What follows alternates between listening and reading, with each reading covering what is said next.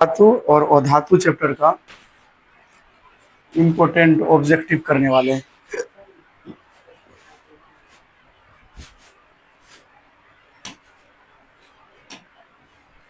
कौन सा अधातु कमरे के ताप पर तरल द्रव होता है? ब्रोमीन, पारा, तांबा, एल्युमिनियम। तो भैया धातु की जब बात करेगा तो वो पारा होगा। कौन सा धातु द्रव होता है? धातु बात करे तो पारा, और धातु बात करे तो ब्रोमीन, और धातु बात करे तो ब्रोमीन। आंसर हो जाएगा और धातु ब्रोमीन। क्या हो जाएगा? ब्रोमीन हो जाएगा।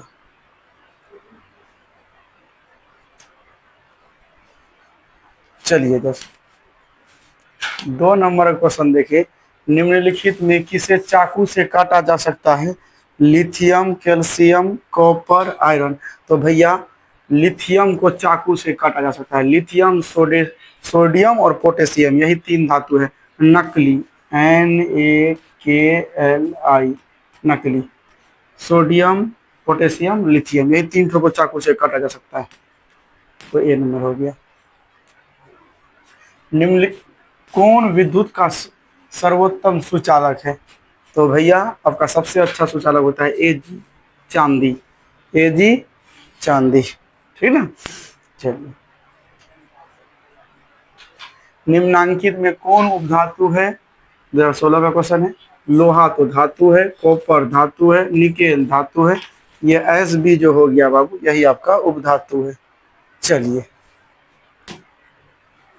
सक्रियता श्रेणी में सबसे अधिक क्रियाशील धातु है, समझे? तो इसके लिए देखिए Ca, Na, Mg, Al, Zn, Fe, Sn, Pb, Cu, Hg और आपका Ag, Au।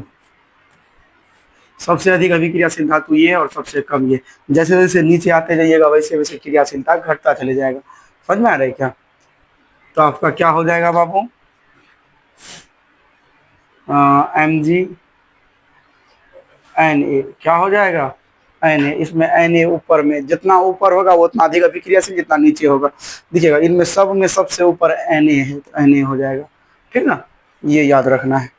चलिए, निम्नलिखित में कौन सबसे अधिक अभिक्रियाशील धातु है? तो याद ऐसे ट्रिक रखना है। 19, 20, 11, 12, 13, 30, 26, ऐसे याद रखना है ना। 26 नहीं भी तो ये पोटेशियम, कैल्शियम, Na11, सोडियम परमाणु संख्या है, Mg12, Al13, Zn30, 26 हो जाएगा Fe। इतना तो भी आप याद रखिएगा, हो जाएगा। इनमें सबसे ऊपर में कौन है? उसका अधिक अभिक्रियाशील मैग्नीशियम, कैल्शियम, सोडियम, पोटेशियम। तो सबसे ऊपर में पोटेशियम ही बाबू है, तो ये पोटेशियम हो जाएगा, ठीक ना। चलिए, बन रहा है ठीक है, टूटना कुछ टूटना नहीं हो रहा है। निम्न में किस धातु का गलनांक सबसे कम होता है? तो भैया जो जितना अधिक अभिक्रियाशील होगा उसका गलनांक उतना कम होगा। इनमें सबसे अधिक अभिक्रियाशील है बाबू आपका सोडियम। चलिए, सोडियम आंसर हो जाएगा, इसका गलनांक कम होता है। निम्नांकित में कौन उपधातु है? तो उपधातु जिंक धातु है, कैल्शियम धातु है, कार्बन धातु है, तो जर्मेनियम, जी, यही आपका क्या है? उपधातु है। चलिए, निम्नांकित में कौन सी अधातु विद्युत का सुचालक है? बहुत बार पूछा है। तो ग्रेफाइट जो है बाबू, ये वो अधातु है जो विद्युत का कुचालक होता है। ये अधातु है पर ये विद्युत का सुचालक है, सॉरी सुचालक है, ठीक ना। धातु में विद्युत का सुचालक पूछा जाए तो सीसा। क्या? सीसा। ये धातु है लेकिन ये विद्युत का कुचालक है। ये विद्युत का क्या है? ये धातु होते हुए भी विद्युत का कुचालक है, और ग्रेफाइट और धातु होते हुए विद्युत का सुचालक है। ए नंबर ऑप्शन हो गया। ठीक, चलिए, निम्नलिखित में सबसे भारी धातु कौन है? तो यहाँ यूरेनियम है बाबू। यूरेनियम बहुत भारी धातु होता है, ठीक ना, आपका बी ऑप्शन हो गया। चलिए, निम्नलिखित में कौन सबसे कम अभिक्रियाशील धातु है? तो सबसे कम यानी सबसे नीचे कौन है बाबू इसमें? सबसे नीचे इसमें है लोहा, क्योंकि एल्युमिनियम 13 होता है, जिंक 30 होता है, मैग्नीशियम 12 होता है। 20, 19, 20, 11, 12, 13, 30, 26। तो सबसे नीचे हम दिखे यहाँ पर कौन है? 26, 26। तो ये याद रखने का है। ठीक, तो आपका सी नंबर हो जाएगा, ठीक है। 19, 20, 11, 12, 13, 30। चलिए, किस धातु को चाकू से सरलता से काटा जा सकता है? किस धातु को? तो भैया लोहा, तांबा, कैल्शियम, सोडियम। सोडियम को काट सकते हैं भाई। चलिए, कमरे के ताप पर द्रव अवस्था में रहने वाला धातु, धातु जो है पारा होगा, कैल्शियम होगा, लिथियम होगा, सोडियम होगा। तो धातु का जब भी बात करें तो वो पारा होगा, और धातु का जब बात करें तो ब्रोमीन होगा। चलिए, सबसे कठोर प्राकृतिक पदार्थ है सोना, चांदी, लोहा, हीरा। सबसे कठोर पदार्थ की जब भी बात आएगा तो वो आपका होगा हीरा।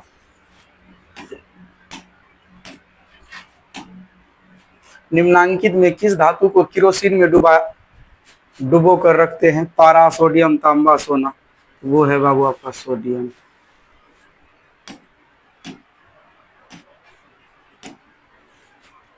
निम्न में कौन अधातु विद्युत का सुचालक है? तो विद्युत का सुचालक का जब भी बात किया जाएगा बाबू तो वो होगा ग्रेफाइट। चलिए दोस्त, शुष्क बर्फ का रासायनिक सूत्र होता है CO, CO2, H2O, H2O2। तो भैया आपका हो जाएगा CO2 को शुष्क बर्फ कहा जाता है। ठीक है, चलिए, ड्यूरालुमीन किस धातु का मिश्रण है बाबू? FeSnAlCu। बाबू एल्युमिनियम का है, ठीक ना। चलिए, निम्नांकित में किस धातु को चाकू से आसानी से काटा जा सकता है? तो NaCu, NiAl। तो Na। चलिए, ठीक है, धातुओं की क्रियाशीलता श्रेणी का सही क्रम है, दिखेगा। हम यही याद करने बोले, ऐसे भी याद कर सकते हैं। 19, 20, 11, 12, 13, 30, 26, इतना याद कर लीजिएगा, ठीक ना। ये परमाणु संख्या है, यही क्रियाशीलता Ca का मतलब potassium K19, calcium Ca20, sodium Na11, magnesium Mg12, aluminium Al13, zinc Zn30, लोहा Fe26। इतना भी याद रख सकते हैं। ये अधिक अभिक्रिया जैसे जैसे नीचे आएंगे वैसे वैसे क्रियाशीलता घटते जाएगा। सोडियम के बाद क्या? आप सोडियम के बाद आपका है जिंक के बाद थोड़ी मैग्नीशियम होता है। मैग्नीशियम तो यहाँ ऊपर में है बाबा, यहाँ पर ये नहीं होगा, ये नहीं होगा। बी का बात करें, सोडियम के बाद मैग्नीशियम, सोडियम के बाद मैग्नीशियम के बाद कॉपर नीचा में होता है। कॉपर के बाद जिंक ऊपर में न होगा बाबू। कॉपर तो बहुत नीचा में, चार तो धातु को बहुत कम अभिक्रियाशील होता है। CuHg, ठीक ना, Ag और Au, ये चारों बहुत कम अभिक्रियाशील होता है, ठीक है। तो ये तो होगा नहीं। मैग्नीशियम उसके बाद समझे, उससे ज्यादा सोडियम, मैग्नीशियम से ज्यादा सोडियम, सोडियम से ज्यादा जिंक नहीं है भैया, सोडियम से ज्यादा जिंक नहीं है, कम है, तो ये नहीं होगा। तो बचा डी हो जाएगा। सोडियम लिखेगा, सोडियम के बाद मैग्नीशियम है, उसके बाद जिंक है, उसके बाद नीचा में कॉपर है। तो ये आपका डी नंबर हो गया सही ऑप्शन, ये डी आपका सही हुआ। चलिए,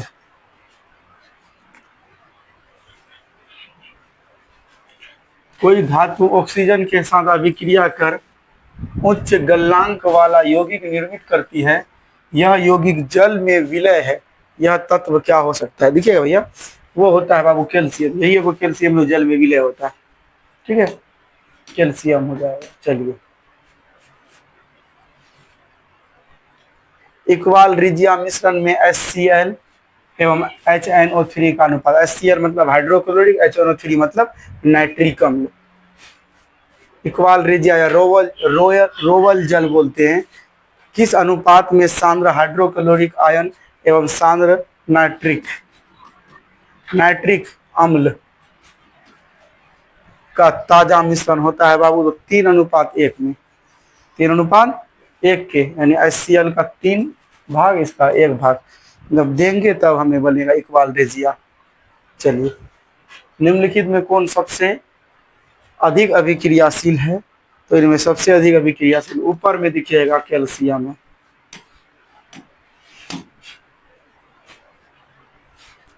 निम्नलिखित में कौन सा उत्पाद, इन्हें पढ़े हैं, इसको बाद में देख लेंगे। चलिए, एल्युमिनियम पर मोटी ऑक्साइड की परत बनाने की क्रिया कहलाता है जस्तीकरण, एनोडीकरण, समृद्धिकरण, इनमें से कोई नहीं।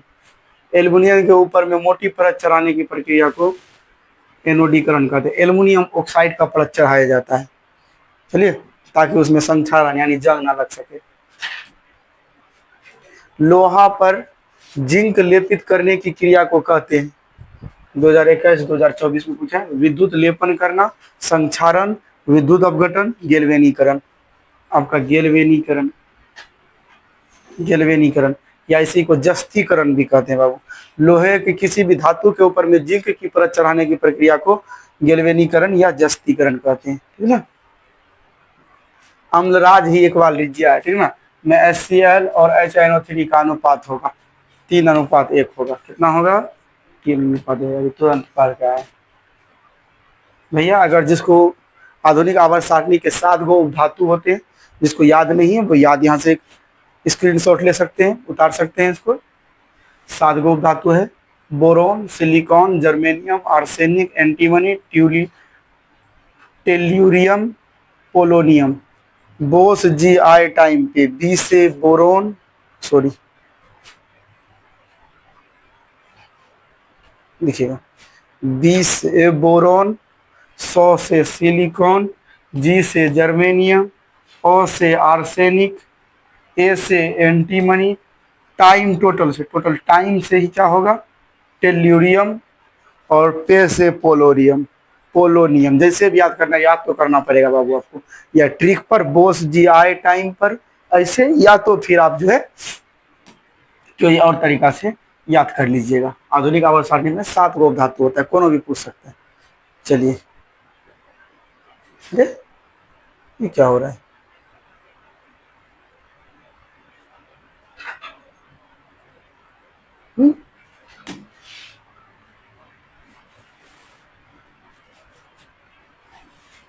चलिए, क्रियाशीलता समूह जो आप लोग को हम पढ़ाए हैं, बोल रहे थे, ऐसे याद कर लेना। Potassium 19, calcium 20, sodium 11, magnesium 12, aluminium 13, zinc 30, लोहा 26, और ये SnF भी याद कर लीजिएगा। कॉपर इतना इधर याद कर लीजिएगा, छोटू, ठीक है।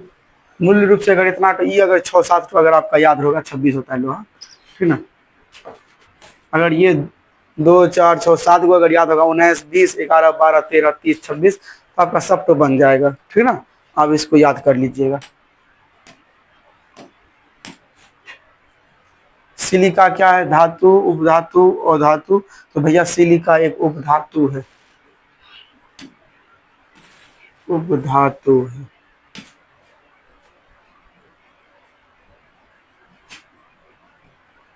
चलिए, हीलियम कैसा तत्व है? तो हीलियम बाबू एक कैसा तत्व है? अक्रिय गैस है। कैसा गैस है? अक्रिय गैस है। चलिए, लोहे का परमाणु संख्या कितना होता है? 26, 25, 24, 26 होता है, 26 होता है। निम्न में कौन आयनिक यौगिक है? तो आयनिक यौगिक है। आयनिक यौगिक का मतलब यही हुआ कि एक धातु होगा, उसके साथ और दूसरा क्या होगा, धातु। कार्बन वो धातु है, हाइड्रोजन भी धातु की है, आयनिक यौगिक नहीं है, ठीक है। कार्बन वो धातु है, ऑक्सीजन भी वो धातु है, ये नहीं होगा। कैल्शियम धातु, क्लोरीन धातु, आपका ये हो जाएगा, ठीक ना। सी नंबर हो गया आपका ऑप्शन।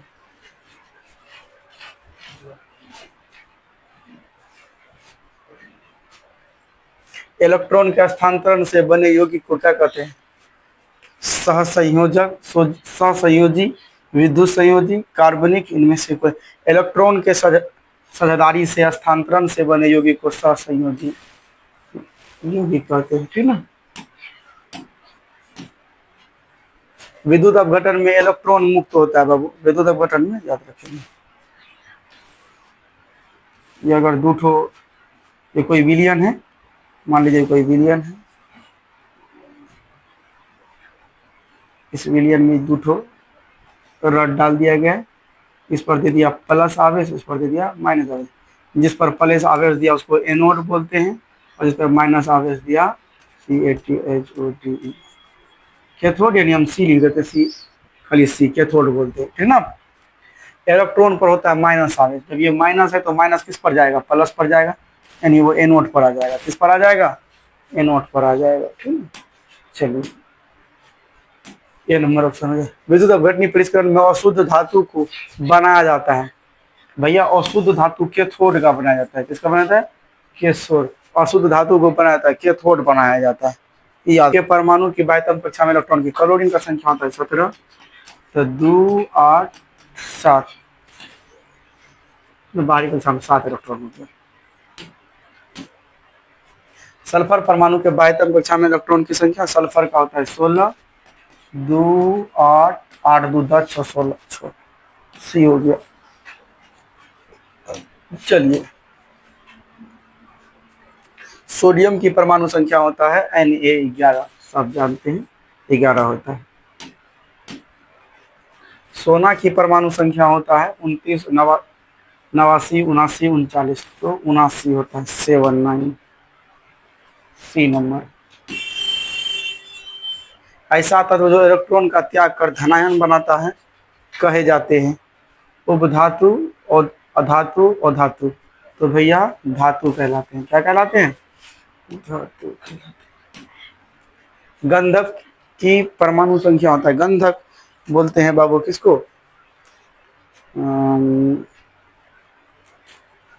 सल्फर को ना, गंधक बोलते हैं सल्फर को, तो S16 गंधक का S16 होता है ना, ठीक है।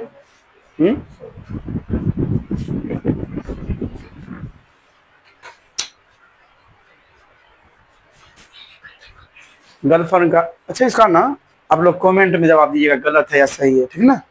चलिए आगे देख लेते हैं।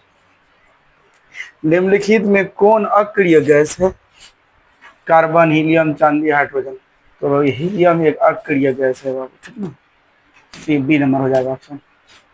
ऑक्सीजन की संयोजकता होगा, तो कितना 2, ऑक्सीजन का हुआ 8, तो 8 का क्या हो जाएगा 2 6, इसको पूरा करने के लिए 8 पूरा करने के कितना चाहिए 2, तो 2 संयोजकता होता है। निम्नलिखित में किस तत्व में संयोजी इलेक्ट्रॉन की संख्या सबसे अधिक होता है, देखिएगा इसमें क्या होगा, Si14, 2 8 4, एल्युमिनियम 13, 2 8 3, फास्फोरस 15, 2 8 5, 8 10 5 15, 2 8 1, तो सबसे बेसी किसमें है, लास्ट में। संयोजी इलेक्ट्रॉन मतलब बाहरी कक्ष का इलेक्ट्रॉन, बाहर में सबसे बेसी इसका है, तो यही हो गया। सबसे कम बोलता तो सोडियम होता, लास्ट में 1 है। चलिए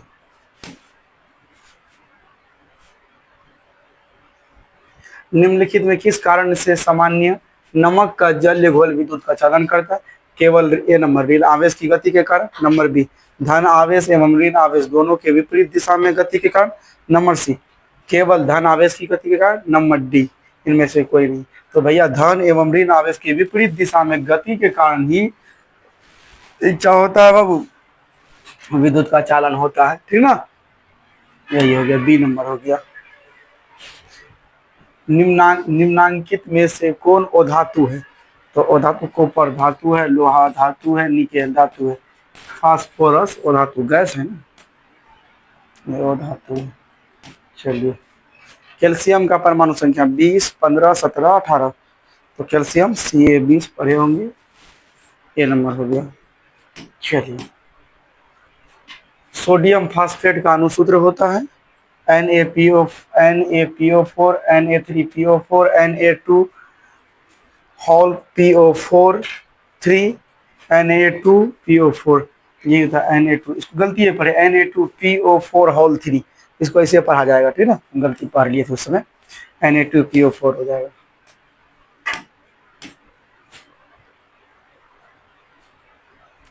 सिलिका है एक अधातु, धातु, मिश्र धातु, उपधातु। तो सिलिका एक क्या है बाबू, सिलिका आपका है उपधातु है, क्या है, उपधातु है, ठीक है।